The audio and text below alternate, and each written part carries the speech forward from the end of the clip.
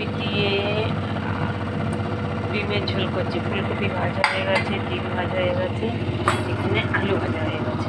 ঠিক আছে, মশলা ফোড়ন দিলাম, পেঁয়াজ কুচি দিলাম, একটু ভাজা ভাজা করে নেবো। ঠিক আছে, পেঁয়াজটা ভাজা ভাজা হয়ে গেছে, এর আদা রসুন দেবো। আদা বাটা রসুন বাটা দিয়ে দিয়েছি, দিয়ে একটু নাড়াচাড়া করে লঙ্কার গুঁড়ো হলুদ গুঁড়ো দেবো। লঙ্কার গুঁড়ো হলুদ গুঁড়ো দিয়ে দিয়েছি, দিয়ে ভালো করে নাড়াচাড়া করে মশলাটাকে ভালো করে কষিয়ে নেবো। টমেটো কুচি দিলাম, দিয়ে একটু নাড়বো। লঙ্কা দিয়েছি, টমেটো কুচি দিয়েছি, মশলাটাকে আমি কষাতে হবে। মশলাটাকে আমি কষাচ্ছি, এটা ভালো করে কষাতে হবে, কেন ডিমের ঝোল হবে তো ফুলকপি দিয়ে। ভালো করে কষিয়ে নিয়ে তারপরে এদিকে আমি কাতলা মাছের ঝোল করেছি, মানে চাল আর উচ্ছে আলু সিদ্ধ।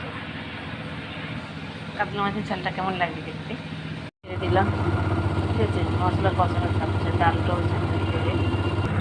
ফুলকপি ডিম ভাজা, দেখো আলুটা নাড়ছি। ফুলকপি আলু একসাথে ভেজে কষিয়ে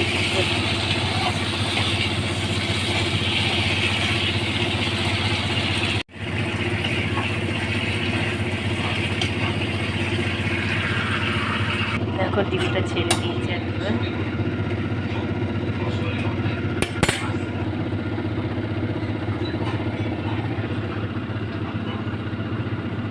টকপক টকপক টকপক করে দিয়েছে, দেখো তরকারি টকপক টকপক করে দিচ্ছে। আমাদের রান্না কর, দেখো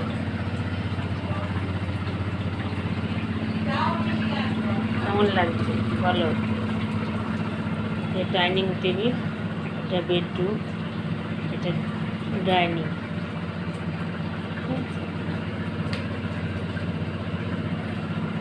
দেখো তরকারি পড়ছে, বেশ আমি নামিয়ে নেবো। তরকারি হয়ে গেছে, গ্যাস বন্ধ। ঠিক আছে, এবার এটার নামে দেখো তরকারি হয়ে গেছে কমপ্লিট। ঠিক আছে, কত বাসন পড়েছে, এগুলো সব মাছ দেখো আমার। বাটি বাটি মাছের ঝোল বেড়ে নিয়েছি।